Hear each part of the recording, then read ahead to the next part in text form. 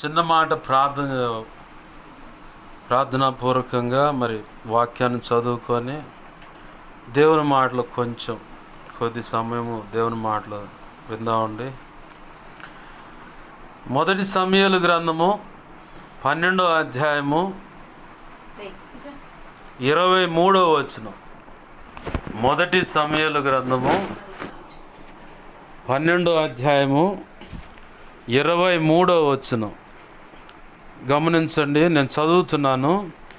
నా మట్టుకు నేను మీ నిమిత్తము ప్రార్థన చేయుట మానుట వలన యెహోవాకు విరోధముగా పాపము చేసిన వాడనగుదును, అది నాకు దూరమోగునుగాక.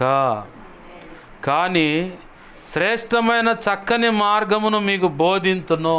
ఆమెన్, హల్లెలూయా. చిన్న మాట ప్రార్థన చేసుకుందాం. ప్రేమగల మా కన్న తండ్రి యేసయ్యా, నీకు వందనాలు, కృతజ్ఞతాస్తుతులు మా తండ్రి. మీరు ఇచ్చిన లేఖనాన్ని బట్టి నీ కృతజ్ఞతాస్తుతులు. ఈ లేఖనాన్ని విరవండి. లేఖనము చాటును మీరు దాచి నిర్ణయించినటువంటి నీ మనసులో ఉద్దేశించిన సంపూర్ణ ఉపదేశమును మా ఆధ్యాత్మిక జీవితానికి, భౌతికమైన జీవితానికి ఆరోగ్యకరంగా ఉండేటువంటి ఉపయుక్తకరముగా నీ చిత్తంలో నడుచుటకు దేవా దోహదపడేటువంటి ఉపదేశం ఏదైతే ఉందో అది బయటకు తెచ్చి మీ పక్షం వహించిన మీ దాసు నోట ఉంచి, మీ దాసు నోటి మీ నోటి బోరగా మార్చి, నీ బలమైన వాక్శక్తినిచ్చి, మీ దాసుని మీ సిలువ చాటును మరుగుపరిచి, మీ దాసుని ముఖాంచల నుంచి మీరు కనబడుతూ, మా ప్రభువా, నా ప్రభువా, నీవే నాతో మాతో అందరితో సూటిగా తేటగా స్పష్టంగా మీరు మాట్లాడండి. మా అందరికీ వినగలిగిన చెవును, గ్రహించగల మనసును, లోబడి హృదయాన్ని, వాక్యానుగుణంగా జీవించే కృపను, హృదయ సున్నతిని, దిద్దుబాటు మనసును, నేర్చుకునే శుభగుణ లక్షణమును, నిత్యత్వము చేరు పర్యాంత వరకు నీ పాసనలు శిష్యరికము చేస్తూ శిష్యులైన సేవక గణముగా తీర్చిదిద్దబడి భూదిగాంతుల వరకు మేము వెళ్ళి నీ సేవ చేసి సంపూర్ణ సిద్ధి పొంది ధైర్యముగా క్రీస్తు న్యాయపీఠాన్ని ఎదుర్కొని ఆనాడు నీ చేత బలా మంచి దాసుడు, మంచి దాసురాలని మెప్పు, ఘనత, మహిమ, బహుమతులు అందుకొని నిత్యత్వంలో ప్రవేశించి వధువులో నువ్వు నిర్ణయించిన ఉన్నత స్థానంలో నిలిచి నీతో కలిసి యుగ యుగాలు నిత్యరాజ్య పరిపాలన చేసి నిన్ను మహింపరచుకునే ధన్యత కలుగునట్లుగా మాకు ఉపదేశించండి. మాకు బోధించమని బతిమలాడుతున్నాం మా ప్రభువా, సహాయం చేయండి అయ్యా. నీ పక్షం వహించిన నేను బలహీనుడని, ఎంత బలహీనో నీకు బాగా తెలుసు. నీ మీద అనుకున్నా, నీ కృప మీద ఆధారపడ్డా, నాలో నువ్వు కోరుకున్న పరిశుద్ధతను ఆశిస్తూ నా సమస్త అవిధేతల, అతిక్రమ దోషాలు, పాప దోషాలు, ఆజ్ఞాతిక్రమలో పునః క్షమించి నీ సిలువ రక్తంలో నన్ను కడిగి పవిత్రపరచు. పరిశుద్ధాత్మలను పుటమి శుద్ధ శువర్ణంగా మార్చి పరలో శుద్ధ శువర్ణ తైలం నన్ను ఎత్తిమింకును గొప్పగా ఉంచండి ప్రభు. ఇర్మియా 1:9-10-18 నీ కృప నాకు దయచేయి. హెస్కేల్ గ్రంథం 2:1-2 ప్రకారం నన్ను మమ్మల్ని చక్కగా నిలబెట్టు. యెషయా 51:16 ప్రకారం నీ కృప నాకు దయచేయి. మత్తయి 10:7-8-20 అపోస్తుల కార్యం 4:27-37 కృప నాకు దయచేయి. నీవే చూడు నడిపించు, బలపరచమని ఉపదేశాన్ని అడ్డగించాలని ప్రయత్నం చేస్తున్నా. అది దుష్టుడైన వాడి దూతలు, చీకటి, అంధకార శక్తులకి ఏ అడ్డు పడుతున్నా వాటిని ప్రభువా నీ మహాపునరుద్ధాన శక్తి ద్వారా యేసు నామములో మేమంతా కలిసి బంధిస్తున్నాం. నీవు నాకు ఇచ్చిన అధికారం చొప్పున బంధిస్తున్నాం తండ్రి.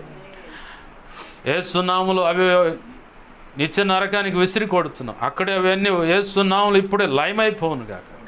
నా చుట్టూరు మా చుట్టూ నీవే అగ్ని ప్రాకారమైండి, నీ చేతిని దాచిపెట్టి నీ మహిమే కానీ ఇక్కడ ఆవరింపచేసి మాతో మీరుండి అయ్యా. నీ సిలువ రక్తపు కంచె, రక్షణ కంచెన, అగ్ని కంచెన వేసి మాతో మీరుండి మాకు బోధించి బలపరిచి నడిపించమని బతిమలాడుతూ యేసయ్య నామంలోనే ప్రార్థించి సమస్తం పొందుకొని నీ వాక్యాన్ని బట్టి కృతజ్ఞతాస్తుతులు చెల్లించి నిన్ను గొప్ప చేసుకుంటున్నాం మా తండ్రి. ఆమేన్, ఆమేన్. ప్రభునందు సమకూడిన మీ అందరికీ ప్రభువైన యేసుక్రీస్తు వారి పేరిట నా హృదయపూర్వకమైన వందనాలు. ప్రభునందు ప్రియమైన దేవుని బిడ్డలారా, గమనించండి. ఇక్కడ ఈ మాట పలుకుతున్న వ్యక్తి ఒక ప్రవక్త. ఆయనలో ఉన్న క్వాలిఫికేషన్స్ ఏంటంటే ప్రవక్తను, న్యాయాధిపతి, దీర్ఘదర్శి, యాజకుడు. 4 క్వాలిఫికేషన్స్ ఉన్నాయి. 4 రకాల హోదాల చేత, దానికి తగినటువంటి కృపా చలాంతుల చేత నింపబడినటువంటి దేవుని చేతిలో సాధనం. ఆమెన్, హల్లెలూయా. అయితే ఇక్కడ సమూయేలు భక్తుడు ఇజ్రాయేల్ ప్రజలతో మాట్లాడుతూ ఉన్నాడు. ఇజ్రాయేల్ ప్రజలతో మాట్లాడుతూ ఎందుకు మాట్లాడాల్సి వచ్చింది ఆ మాట అంటే, ఇజ్రాయేల్ ప్రజలు ఓ మాట అడిగారు. ఏంటయ్యా ఆ మాట అంటే, అదే 1 సమూయేలు గ్రంథం 8వ అధ్యాయంలో 6వ వచనంలో ఉంటుంది. మాకు న్యాయము తీర్చుటకై రాజును నియమింపమని వారు అనిన మాట సమూయేలు దృష్టికి ప్రతికూలముగా, అంటే వ్యతిరేకంగా ఉండెను.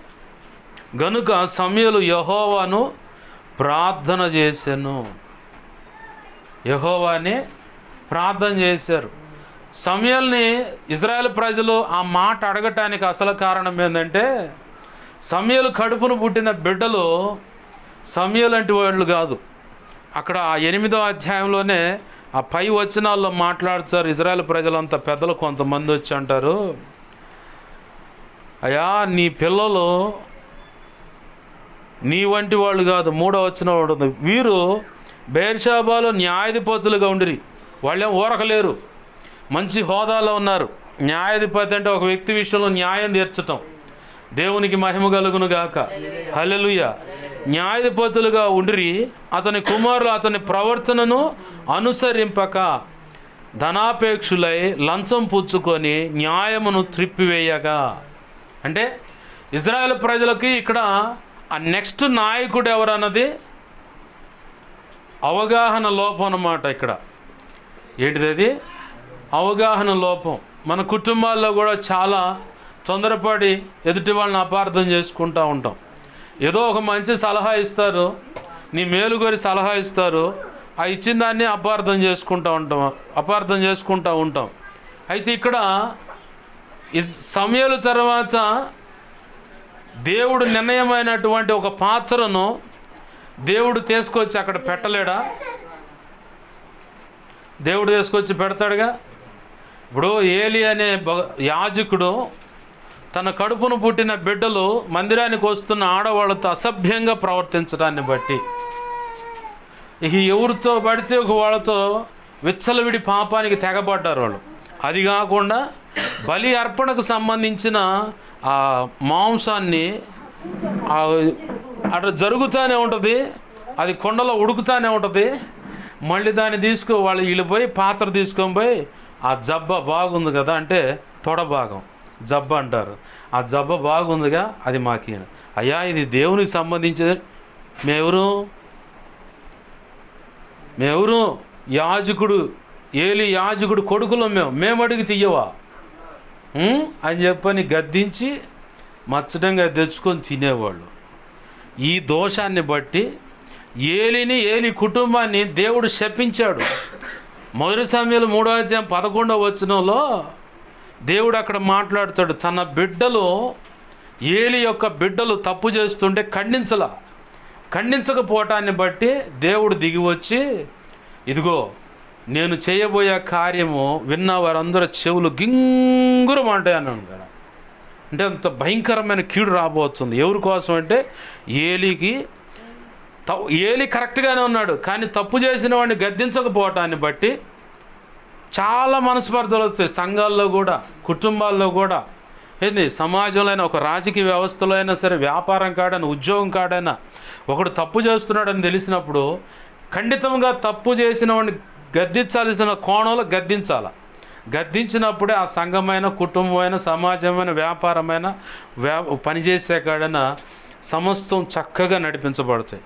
గద్దించకుండా ప్రభు చూసుకుంటాడులే అనుకుంటే, ప్రభు చూసుకుంటాడు అనుకొని అప్పచెప్పే విషయాలు ఆ సెక్షనే. కానీ పౌలు భక్తుడు మనకు మాదిరి. ఎలా అంటే, మీరు తప్పు చేస్తున్నారు నాకు తెలిసింది, బెత్తం తీసుకొని రమ్మంటారా అంది ఆయన. వాస్తవానికి కొడతానికేనా అంటే అలాగ ఖండించాడు అన్నమాట. ఒకడు ఆ సంఘంలో తన చిన్నమ్మనే దగ్గరకు తీశాడన్న సంగతి తెలిస్తే, ఇట్లాంటి కీడు, ఇట్లాంటి పాపం అన్ని సమాజాల్లో కూడా జరగదు, వాడిని వెలివేయండి అండం. మళ్ళీ కొన్నాళ్ళు అట్లా వెలివేసిన తర్వాత ఒకవేళ ఈ కారణాన్ని బట్టి వాడు ఒకవేళ అపవాదికి స్నేహితుడు అవుతాడు, తర్వాత నిత్య నరకంలో పడే అవకాశం ఉంటుంది. అపవాది వేసే తంత్రాలు మనం ఎరుగని వారం కాదు, వాడిని మళ్ళీ తిరిగి సమాధానంగా సంఘంలోకి రానియండి అంట. అంటే గద్దించే విషయంలో గద్దించాలి, కుటుంబంలో అయినా సరే. ఓ తల్లిగా బిడ్డ తప్పు చేస్తున్నప్పుడు ఖచ్చితంగా గద్దిస్తాం. గద్దించాల్సిన గద్దించాలా, దెబ్బ పడాల్సిన కాడ దెబ్బ పడాల్సిందే. ఇప్పుడు లేఖనం సామెతల గ్రంథం ఏం చెబుతుంది? బాలుడు పుట్టుకలోనే స్వాభావికంగానే వాడిలో మూఢత్వం వస్తుంది. ఆ మూఢత్వం నుంచి బయటపడాలంటే వాడికి బెత్తం వాడాలి. బెచ్చం వాడితేనే. అలాగనే ఇక ప్రతిదానికి బెచ్చం వాడిచి ఇక వాడు చివరికి ఏమవుతుందంటే వీళ్ళు ఇంతే కొడుతూ ఉంటారని తిరుగుబాటు స్వభావం వచ్చేస్తుంది. అది కంటి చూపుతోనే అన్ని లైన్లోకి రావాలి. ఇప్పుడు మా మేనగోళ్ళు ఉంది ఇక్కడ, ఈ వయసులో ఉన్నప్పుడు నన్ను చూసింది ఇక అంతే.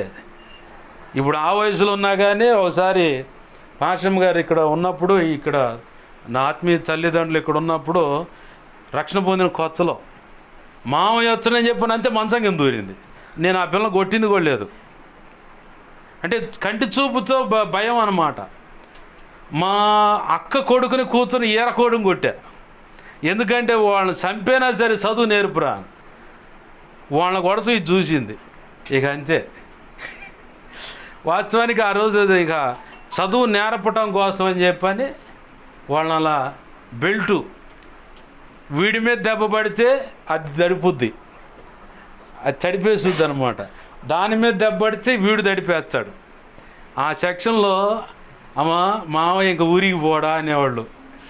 ఎరా ఎందుకు అని చెప్పనేది వాళ్ళకి చదువు నేర్పడానికి తొలి దినాలు అంటే ఊళ్ళోకి వచ్చిన ఖాళీగా ఉన్నప్పుడు అలా నేను ఆడ ఉండటం అది చూసింది.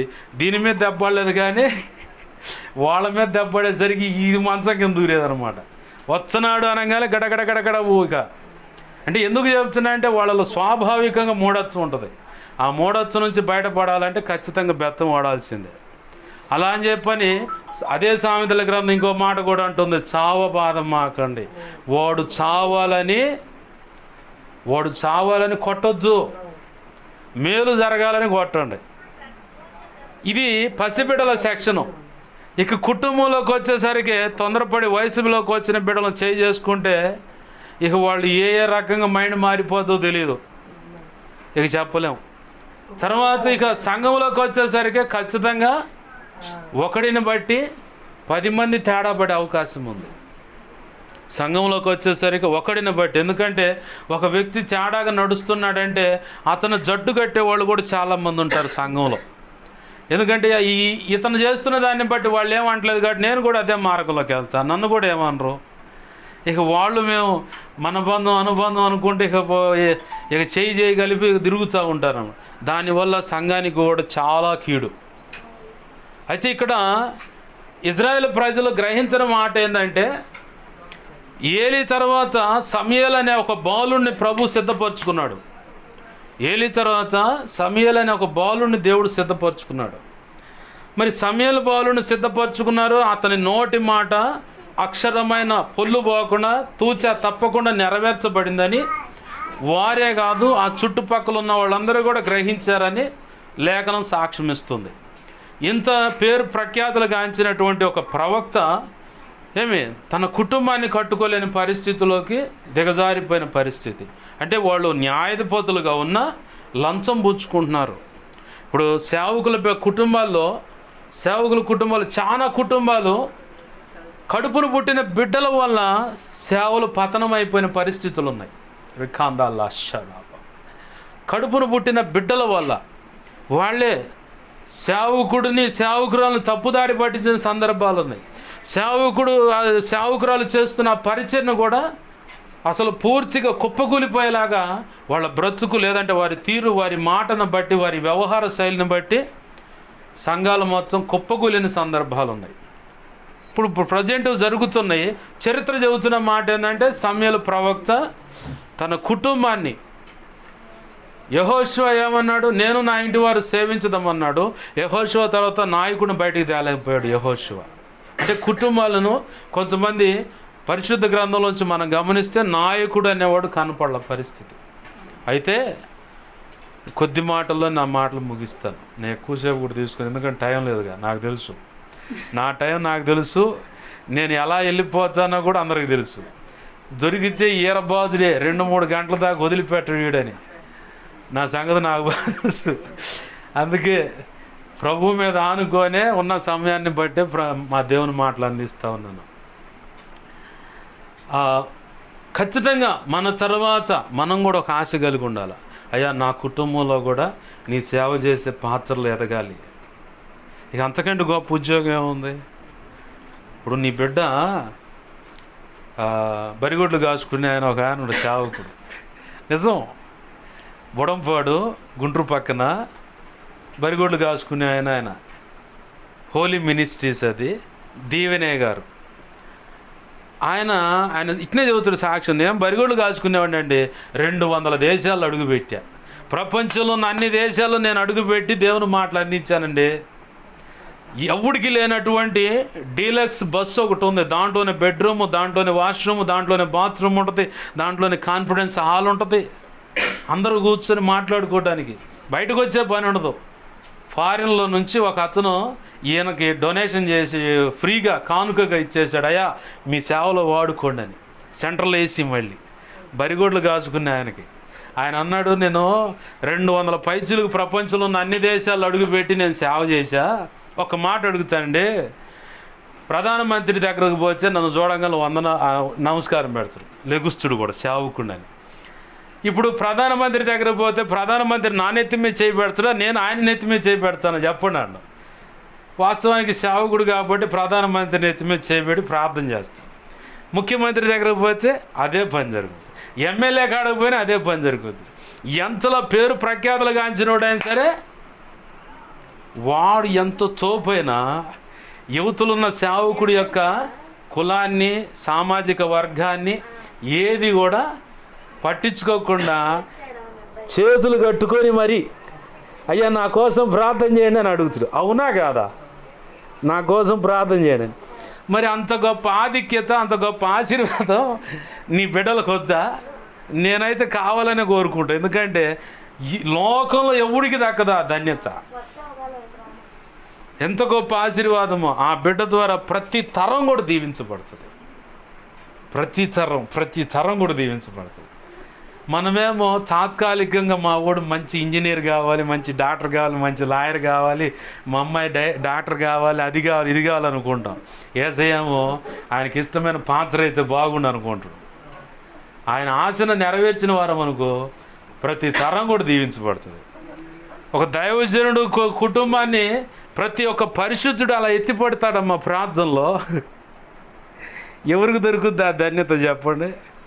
నీ రక్షణ కోసం పరిశుద్ధులు ప్రార్థన చేస్తారు, అంతటితో ఆగిపోద్ది, రక్షించబడి. ఇక తర్వాత సేవకుడిని తాను బ్రతికున్నంత కాలము అలా ఎత్తిపట్టయ్యా సకల పరిశుద్ధులు ఉన్న సేవకులను వాడుకో నీ పేరు తెలిస్తే నీ పేరు ఎత్తిపట్టి ప్రార్థన చేస్తారు.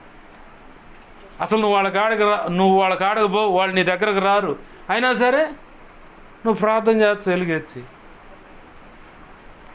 ఎంత గొప్ప ధన్యతో సేవకుడు కావటం. కానీ మనమేమో ఇంజనీరు, డాక్టరు, ఆ లెక్చరరు, అదో ఇదో ఏదో ఒకటి వాడు జాబ్ కొట్టాలి, చదవాలని చెప్పి అనుకుంటాం.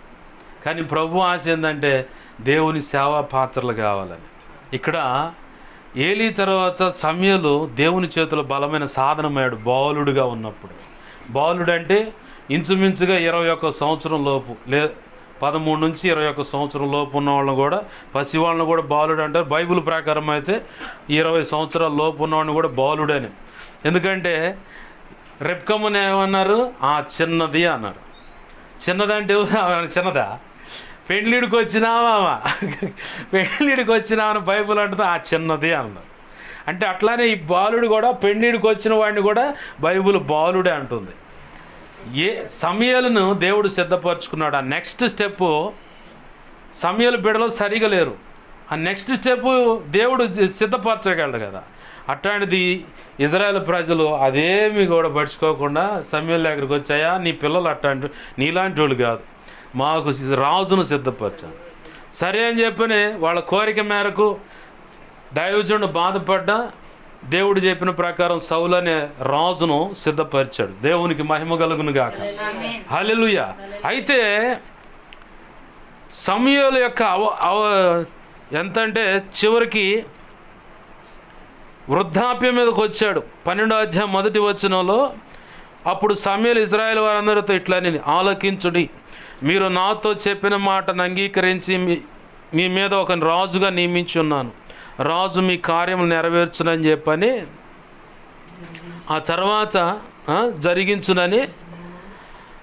2వ వచనంలో అంటాడు, నేను తల నెరిసిన ముసలివాడను, నా కుమారులు మీ మధ్యన ఉన్నారు అని చెప్పాడు. అంటే వృద్ధాప్యం మీదకి వచ్చిన తర్వాత అప్పుడు చెబుతా ఉన్నాడు సమయలు, మీ నిమిత్తం నేను ప్రార్థన చేయకపోతే నేను పొరపాటులో దేవుని దృష్టికే పాపం చేసిన వాడిని అవుతున్నాను.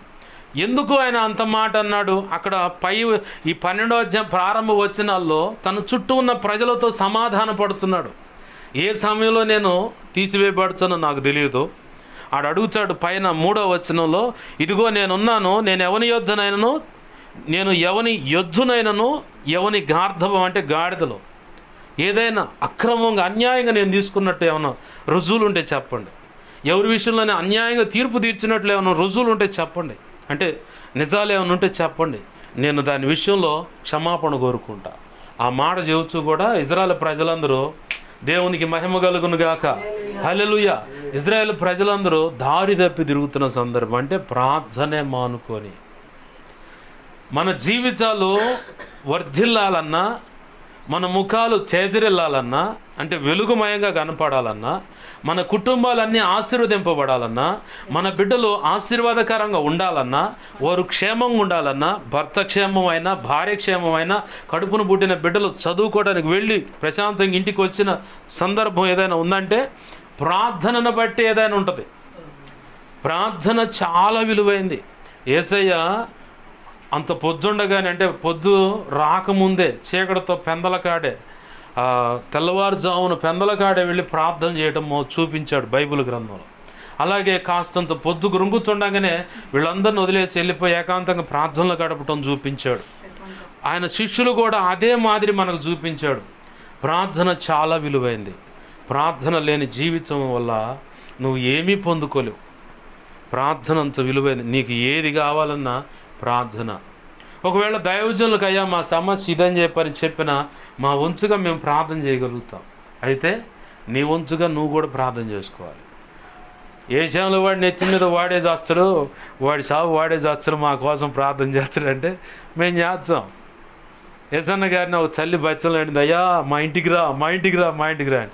ఓ అమ్మ ఎంత బచ్చలు ఆడుతుంది, ఆత్మీయురాలు కదా, సంఘంలో ఆత్మీయురాలు కదా అని చెప్పని పోయిండంట. ఒకరోజు పోగానే ఉపవాసం ఉండి మరి ప్రార్థన చేయాలంట.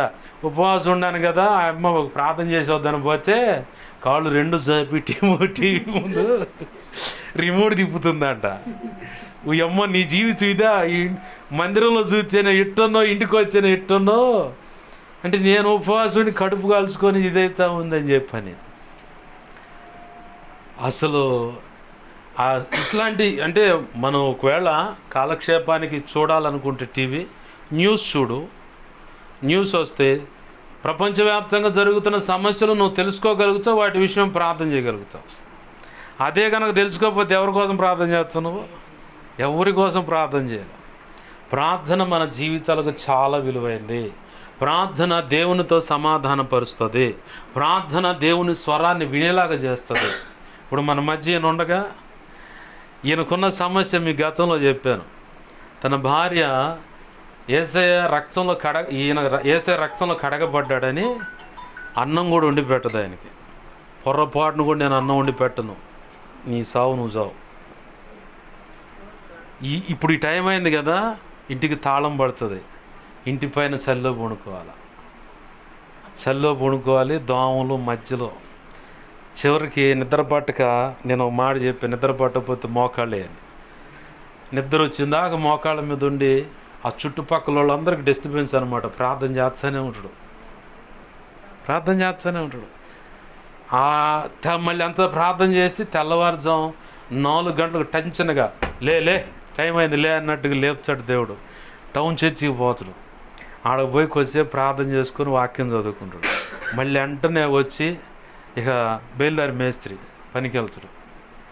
రాత్రి చాలా వాదన పెట్టుకున్నా ఆయనతో, నువ్వు ఈ రకంగా నిద్ర పంపుతూ ఉంటే ఆ పరిజాం మీద నీకు దండమయ్యా, నువ్వు నిద్రపో అని చెప్పాను. ఎందుకంటే నేను ప్రార్థన చేయగల 2 సార్లు ఆ పిక్చర్ నా కళ్ళ ముందు ఇటు చూస్తుంటేనే కనపడదు. అమ్ముండి నాకు భయం వేసి ప్రభు పాదాలు పడుకు ప్రార్థన చేసి ఏంది ఆయనకు ఉన్న బలహీనత అదే. నేను చాలాసార్లు చెప్పాను, విలువైన సంగతులు నువ్వు మిస్ అవుతున్నావు. ఇప్పుడు నేను ఎన్ని సంగతులు చెప్పానో, ప్రభు కృపను బట్టి వాడుకొని ఎన్ని చెప్పాడో మొత్తం ఎడిపోయినాయో తెలియదన్నా.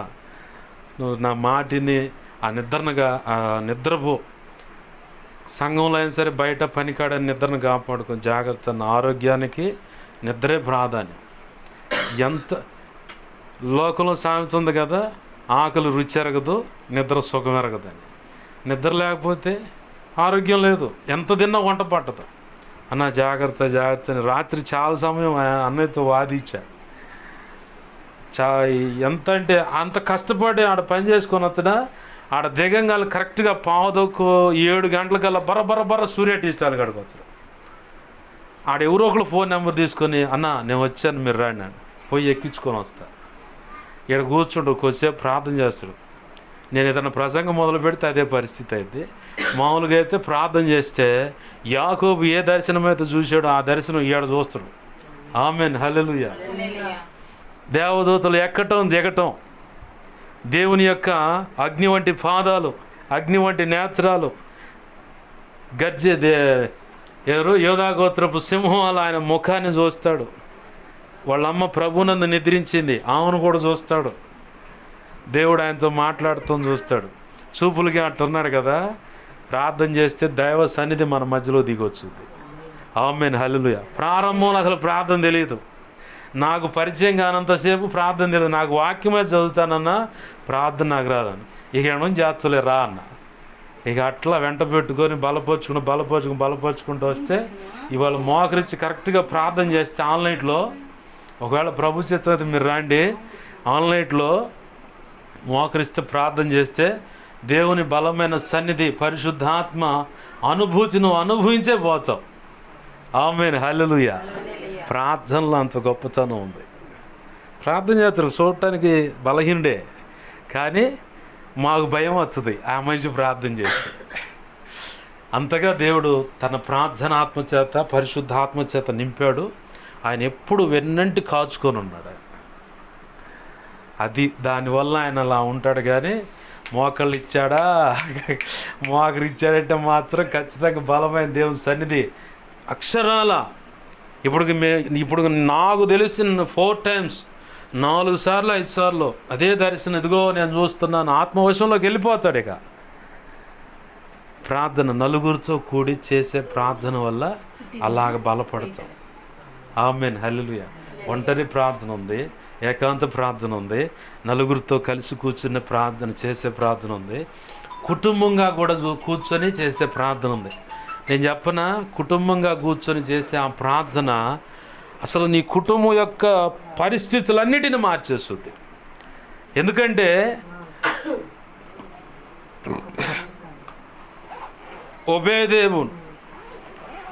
ఓబేదేదు సొత్తు యావత్తు ఆశీర్వదింపబడిందంట. కారణం ఏంటంటే దేవుని యొక్క మందస్సం వాళ్ళ ఇంట్లో ఉంది.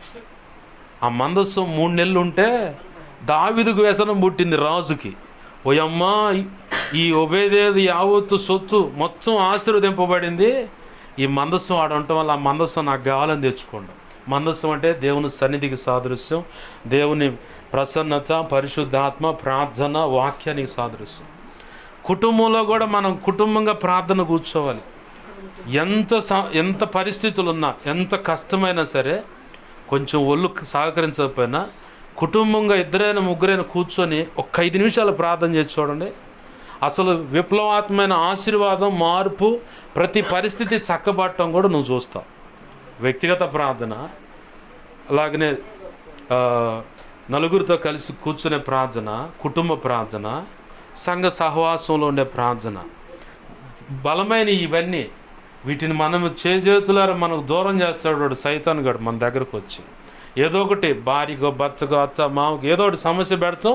ఇక మల్ల గుల్లాలు పడతాం, మొత్తం ఒక దరికి రావటం. సినిమాల్లో చూస్తాంగా వాళ్ళు మొత్తం దన్నుకుని వీళ్ళు మొత్తం ఈ దరికి వచ్చినట్టుగా ఆ టైప్ అయింది. చివరికి ప్రార్థన ఉండదు, ఏముండదు, మొత్తం యథా రాజా తథా ప్రజ. ఎప్పుడు చూసినా మన మనసులో ఒక తెలియని ఒక వేదన. నేను ఎందుకు ఇలా తొందరపడ్డ మాట అన్నాను, నేను ఎందుకు ఇలా అనుకున్నాను, నేను ఎందుకు ఇలా అనకపోతే బాగుండు, అరే ప్రార్థన లేకుండా పోయింది, ఏమి చేయకుండా పోతున్నాను, దేవుని సన్నిధి అనుభవించలేకపోతున్నాను. మనకు ప్రార్థన చాలా విలువైంది. ప్రార్థన ఉంటే సైతాను గడ ఆ మధ్యలో ఉండడు మన ఇంట్లో. మోకరించు, దేవుని సన్నిధి అమ్మడిని దిగి వస్తుంది. స్టెఫెను రాళ్ళతో కొట్టబడుచుంటే మోకరించగానే యేసయ్య దిగి నిలబడ్డాడు, సింహాసనం దిగి. మరి ఆయనకే ఉంటే మరి నీకు రాదా ఆ పరిస్థితి? నా ప్రభు కృపను బట్టి నేను చెప్పగలను, మోకరిస్తే నా ప్రభు కృపలో పరలోకం తెరవబడుతుంది. ఆమేన్, హల్లెలూయా. ఈ అనుభవం నాకు ఇచ్చాడు నా ప్రభు. ఇక్కడ మోకరించినా సరే వెంటనే పరలోకం ద్వారాలు తెరవబడతాయి. ఇక అంతే. ఇక ఆయన బలమైన సన్నిధి నేను ఎక్కడైతే మోకరిస్తానో అక్కడికి వచ్చేస్తుంది. ఆ కృప పొందుకోవాలి. ఆమేన్, హల్లెలూయా. మనందరూ అట్లాంటి ప్రార్థనా పరులం అవుదాం. ప్రభు కృప ద్వారా అది జరిగించును గాక. ఆమేన్. ప్రార్థన చేసుకుందాం. ప్రేమగల మా కన్న తండ్రి యేసయ్యా, నీకు వందనాలు, కృతజ్ఞతాస్తుతులు. విన్న ఈ మాటలు వ్యర్థమైపోకుండా ప్రభువా మా హృదయాలు పదిలపరచమని ప్రతి ఒక్కరినిపై దిగో తండ్రి. జకరియా గ్రంథం 12వ అధ్యాయం 10వ వచనంలో సెలవిచ్చినట్లుగా అయా మూలుగులతో కూడిన విజ్ఞాపనాత్మ దేవా ఇదిగో తండ్రి, ప్రార్థన చేసే అనుభవం కృప ద్వారా యేసు నామములో బిడ్డలు కలుగును గాక. అయా యోధా పత్రికలో సెలవిచ్చినట్లుగా పరిశుద్ధాత్మలో ప్రభు ప్రతి ఒక్కరు యేసు నామములో ప్రార్థన చేయుదురుగాక. అయ్యా ఇదిగో తండ్రి, రోమా పత్రిక 8వ అధ్యాయంలో చెప్పిన ఆత్మే మన పక్షమని చెప్పనలివి సఖ్యం కానీ మూలుగులతో కూడిన విజ్ఞాపన చేయుచుండ. ఆ మూలుగులతో కూడిన విజ్ఞాపనాత్మ ప్రభు నీ కృప ద్వారా బిడ్డల మీద కుమ్మరింపబడునుగా.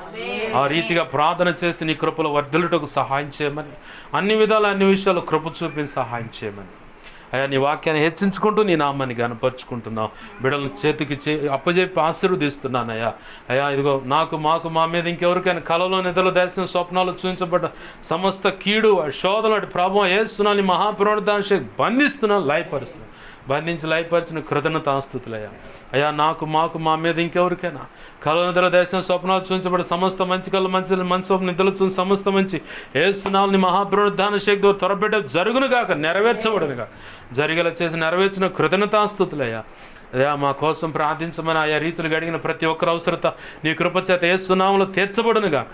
మా కోసం పరిచయం కోసం అన్ని విధాలు ప్రార్థిస్తున్న ప్రతి బిడ్డ దీవించబడి బలపరచబడి అభిషేకించబడి నీ సేవలో వాడబడును గాక.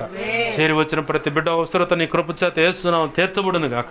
గర్భఫలం లేని బిడ్డ దిగుతండి నీ పాదాలు పట్టుకొని దిగులుతో కన్నీరు విడుస్తూ ఉపవాసుని కనిపెడుచుండగా నీ కృప ద్వారా గర్భం తెరవబడును గాక. యేసు నామములో సమస్యలు తొలగిపోను గాక. 12 బిడ్డ 2025వ సంవత్సరంలో ఈ డిసెంబర్ మాసం కల్లా యేసు నామములో బిడ్డ కౌగిట్లో ఉండును గాక. అలాగ నువ్వు జరిగించినందుకు కృతజ్ఞతాస్తుతులు చెల్లిస్తున్నావు. అయ్యా ఇదిగో తండ్రి, కుటుంబంలో సమస్యలు, చీకటి అంధకార శక్తులు, బంధకాలను, వేదన పడుతూ సమస్యలతో దేవా ఇదిగో సమాధానం లేని పరిస్థితి అని కన్నీరు విడుస్తున్న తల్లి దేవ బిడ్డలు ఉన్నారు. ఆ సమస్యలు శోధనలు యేసు నామములో కొట్టివేయబడునుగా. దేహంలో సమస్య ఉన్న బిడ్డ ఉన్నాడు దేవా, ఆ సమస్య పురుషులో ఉన్న సమస్య యేసు నామములో సరిచేయబడును గాక. వివాహం ఘనంగా జరుగును గాక. నేను బట్టి స్తోత్రాలు. తన భార్య బిడ్డలను కూడా దర్శించు, తన కుటుంబ సభ్యులను కూడా రక్షించండి ప్రభా. ఆ కఠినత్వం నుంచి విడిపించు దేవా. గొప్ప కార్యాలు జరగాలి వేస్తున్నాములో. ఇదిగో తండ్రి, కుటుంబ సమేతంగా ఇక్కడ సమకూడాలు వేస్తున్నాములో. ఈ గొప్ప కార్యాలు జరిగించి నీ చిత్తం నెరవేర్చమని చేరి వచ్చిన అలాగే సంఘ బిడ్డలందరినీ కూడా నీ చేతులకు అప్పచెప్పి దీవించి ఆశీర్వదించి మహింపరుచుకుంటూ మా ప్రియుడును మా రక్షకుడైన యేసును తనంత శక్తిగల నామమును అడిగి వేడుకొని ప్రార్థిస్తూ సమస్త అనారోగ్య సమస్యల నుంచి స్వస్థత శీఘ్రముగా వచ్చునుగాక, ఆరోగ్యం వచ్చునుగాక, నీ కృప కలుగునుగాక. సహాయం చేయమని యేసయ్య ఉన్నతనంత శక్తిగల నామమును అడిగి వేడుకొని ప్రార్థించి సమస్తం పొందుకొని బిడ్డలు దీవించి ఆశీర్వదించి చేతులకు అప్పని మహింపరుచుకున్నాం మా తండ్రి. ఆమేన్. ఇప్పుడు మన తండ్రి అయిన దేవుని ప్రేమయు ఆయన ప్రియకుమారుడైన యేసుక్రీస్తు వారి కృపయు పరిశుద్ధాత్మ దేవుని అన్యోన్య సహాయ సహవాసము సమకూడిన అలాగే సంఘ విడుదలు చేరి వచ్చిన అలాగే కుటుంబ సమస్త విషయాల్లో అలాగే సార్వత్రిక సంఘంలో ఉన్న సకల పరిశుద్ధులకు ఇక ముందు ఏకీపించబోతున్న వారికి అందరికీ నిత్యత్వం చేరుపర్యాన్ని సదాకాలం చూడే ఉండి నడిపించి ప్రతి ఒక్కరిని బలమైన ప్రార్థనా పరులుగా చేసి ఆయన కృపలో ఆయన అనుకున్న రీతిగా వాడుకొనుగాక. ఆమేన్. యేసు రక్తమున కేచే ప్రవేశు రక్తమున కేచే ప్రవేశనామను సంపూర్ణమైన విజయం కలుగును గాక. ఆమె అపవాది వాడి దోతలు చీకటి అంధకార శక్తుల క్రియలు ఎంత ప్రమాదక మంత్ర ప్రయోగం వాటి అన్నిటికీ అనంతనాశనం సర్వనాశనం నిత్యనాశనం కలుగును గాక. ఆమెను. యుద్ధము యెహోవాదే, యేసు రక్తమునకే జయము జయము జయము. ఆమేన్. హల్లెలూయా, హల్లెలూయా, హల్లెలూయా. అందరికీ వందనాలు. ప్రభు యొక్క మహా ఉచిత కృప మనందరికీ తోడేండి నడిపించును గాక. ఆమేన్.